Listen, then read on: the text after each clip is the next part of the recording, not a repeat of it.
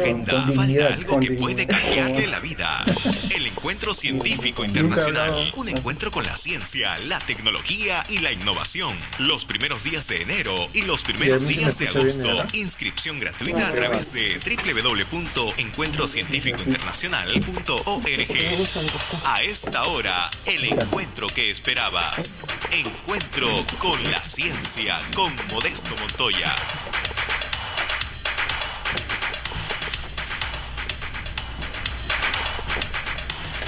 Gracias amigos por estar en un nuevo encuentro con la ciencia. Hoy día vamos a conversar con Pedro Romero, biólogo que está haciendo su doctorado en Frankfurt, Alemania, y además con el señor José Luis Silva Martínez, que es pues exministro de Comercio Exterior y Turismo, para ver cómo puede haber un matrimonio entre la ciencia y la empresa.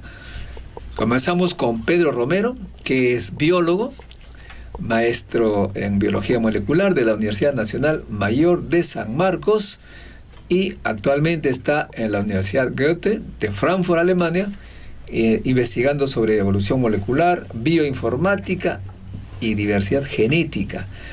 Pedro, en primer lugar, siempre nos interesa este tema. Se dice que hoy en día en Perú, incluso en las universidades estatales, pues se tiene que pagar para hacer no solamente la tesis de licenciado, sino también para la maestría. ¿Es el caso de San Marcos? Buenos días, doctor Montoya. Gracias por la invitación. Sí. Y para responder su primera pregunta, sí, la educación no es gratuita. Ahora, y además, en la semana pasada, estudiantes de San Marcos también y Callao se fueron a Brasil. Ahí más bien le pagan completamente para que hagan los estudios. Sí, bueno, yo tuve la suerte de obtener una beca del CONCITEC para realizar la maestría. Entonces, acá en San Marcos, sí, pero de todas maneras se cobra. Si no tiene beca, no estudia. Y en cambio, en Alemania, ¿cómo fue? Bueno, en Alemania, lo que hice para conseguir la posición de doctorado fue postular. Vía internet uno encuentra aplicaciones, manda la aplicación y me contactaron, me entrevistaron y me dijeron, bueno, te vienes con nosotros, y me dan un contrato por 3 años para realizar el doctorado. Drei Jahre. Drei Jahre. Muy bien. Eso, amigos, es interesante porque en este programa estamos tratando que el Estado cambie. El CONCITEC hasta ahora no ha logrado absolutamente ningún cambio. Por lo menos las universidades estatales deben darle oportunidad a los jóvenes científicos para que hagan primero su tesis gratuita y además su maestría gratuita. ¿Cómo es posible que estemos expulsando en cierta manera a nuestros jóvenes al extranjero? Porque luego allá los enamoran y ya no regresan. Espero que tú regreses, Pedro. Bueno, por el amor voy a regresar a Perú. ¿Por el amor de una mujer o por el amor al Perú? Ambos. Pues muy bien, eso. A veces eso funciona. Cuéntanos, ¿qué tipo de investigación estás haciendo en Frankfurt, esa bella pero complicada ciudad? Sí. Bueno, yo empecé el bachiller estudiando genética y biología celular en San Marcos. Y me dediqué a estudiar la diversidad genética de un grupo que no es muy estudiado en Perú, los caracoles terrestres. Gracias a ello, aprendí un poco de técnicas de bioinformática, de genética y de análisis de ADN. Mi maestría también tuvo que ver con este análisis, sobre todo de genética de poblaciones. Y ahora en Alemania estoy haciendo un poco de evolución molecular, igualmente estudiando genética y ahora genómica, porque ya estamos en la área genómica, de caracoles terrestres. La genómica, y cuéntanos un poco para que nuestro público entienda.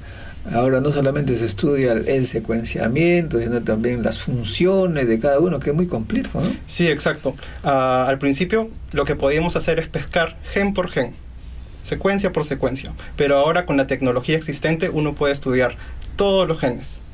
Imagínense cuánta cantidad de información, cuánta cantidad de datos, y no solo los genes, la interacción entre ellos. Y todo eso está, amigos, en una base de datos internacional que es accesible de cualquier parte del mundo. Eso es un dato muy importante.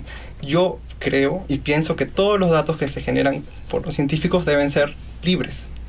Lo es por ahora, salvo ese gran debate que hubo por el genoma humano entre una institución estatal y una privada, pero bueno, generalmente ahora se puede tener acceso a estas bases, ¿no? Es cierto. Eso significa que nosotros en realidad en el Perú podemos hacer investigación de primer nivel con acceso a estas bases de datos, pero también, amigos, los biólogos moleculares tienen la posibilidad incluso de enviar sus muestras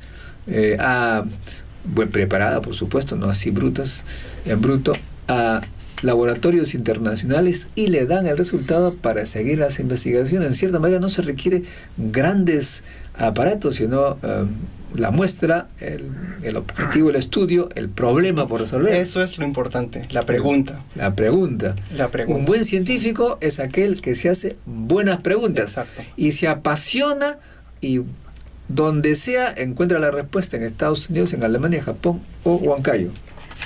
¿No es cierto? Entonces, ¿cuál es tu pregunta? ¿Qué pregunta te has puesto en tu doctorado? Los caracoles que yo estudio son una familia muy interesante porque estos caracoles viven tanto en ambientes marinos como en ambientes terrestres. Lo que yo quiero hacer es estudiar la diversidad genética de estos caracoles y ver si hay genes implicados en la adaptación. ¿Por qué un caracol está más cerca al mar? ¿Por qué un caracol está más cerca a la tierra? ¿Qué estructura interna, qué hace en sus genes para que estos caracoles puedan adaptarse mejor? Lo importante también es que aprendiendo esto, yo puedo aplicar el mismo análisis, no solo a un caracol, a un humano, a un virus, a una bacteria. Todos somos DNA al final. O sea, ¿qué genes nos llevan a tal o cual ambiente? Exacto, esa es la pregunta, esa es la duda. Entonces, por ahora estoy estudiando genes de la mitocondria. La mitocondria es una pequeña estructura dentro de la célula que nos permite respirar. Que viene de madre a madre. Exacto. Pero en los caracoles a veces también hay padre. Toda regla tiene su excepción. Bueno, les cuento, amigo, que esto de la genética a mí me apasiona. Ricardo Fujita, de San Martín de Porres, me tomó una muestra, un hisopo, y analizó mis genes. Y bueno, no era secreto para nadie. Por línea materna, ninguna interrupción. Todas han sido descendientes de Mama Ocleo. Pero por línea paterna ha habido una intrusión de un personaje que bajó a España por el norte, por Alemania, como que ahí hay un gen vasco. Sí, más o menos un vasco, un perdido, dicen que es el tipo R, no sé si tú comprenderás, es un gen tipo R, de revolucionario, por supuesto, ¿no? Bueno, y entonces es interesante lo que me cuentas, Pedro, porque un ingeniero electrónico, mira, no tiene mucho que ver con la biología, está estudiando justamente los caracoles para aplicaciones en la industria petrolera. ¿Qué tiene que ver eso? Muy sencillo, simula, y veo que tú también haces informática, simula modelos que logran este movimiento de los caracoles que, ¿no?, se mueven, hay veces pegados en el techo, o sea, no necesitan ruedas para ir por cualquier lado, para hacer un instrumento similar y entrar en los tubos, ¿no?, con ese, digamos, ese dome ahora, caracol, que analiza. ¿Qué te parece? Me parece muy interesante y también me parece muy interesante saber qué genes están implicados en la locomoción, ¿no? Ciertamente. Y también, por supuesto, los genes, amigos, tienen una cosa increíble. Estamos con el ex ministro de Comercio Exterior y no sé si él se acordará de este problema de las conchas negras. Resulta que los franceses, acá tenemos a alguien de ese país. Bonjour. Sí. Resulta que los franceses protestaron porque nosotros en nuestra línea aérea usábamos la palabra coquille Saint-Jacques. Coquille Saint-Jacques, una palabra francesa, que es igual que conchas negras, pero ellos no querían que utilicemos la palabra coquille Saint-Jacques para vender nuestras conchas negras. Problema de comercio, problema de tratados que no comprendo, José Luis nos explicará, y se resolvió con la genética, porque analizaron les coquilles Saint-Jacques de Francia con las conchas negras de Perú y encontraron que tenían los mismos genes, o sea, eran la misma cosa, y a la misma cosa se le llama de la misma manera. Y se resolvió el tema. Hay desacuerdos con algunos, pero en fin, así se resolvió. Podemos usar la palabra coquille de Saint-Jacques para nuestras conchas de gramo. La genética tiene consecuencias prácticas. Exacto, hay muchas aplicaciones. Nosotros en San Marcos hicimos un estudio de los caracoles. No sé si conoce que hay unos caracoles en la selva que son muy grandes. Churos, sí. Ajá. Hay unos que son churos, que son acuáticos, y otros que se llaman congompes. Exacto. Entonces, la idea de nosotros era utilizar las secuencias genéticas para conocer el origen. Porque uno va al mercado a la parada y le dicen, este caracol es de cierto lugar del Perú. ¿Cómo saberlo? Con genes. Exacto. Utilizando la genética uno puede trazar el origen, de dónde viene. Y quizás eso sea muy importante para aplicarlo a los productos de comercio. Dime, Pedro, cuando venga un gobierno inteligente y cree la carrera del investigador y pueda regresar, porque tú sabes que actualmente la ley del presupuesto dice prohibido aumentar el número de científicos en los institutos de ciencia y tecnología. Solamente puede ingresar al Estado militares, policías, jueces, diplomáticos y ahora gente de las cárceles. Cuando tú regreses, ¿qué proyecto podrías realizar, si te permiten regresar, en beneficio del Perú? Esa es una gran pregunta.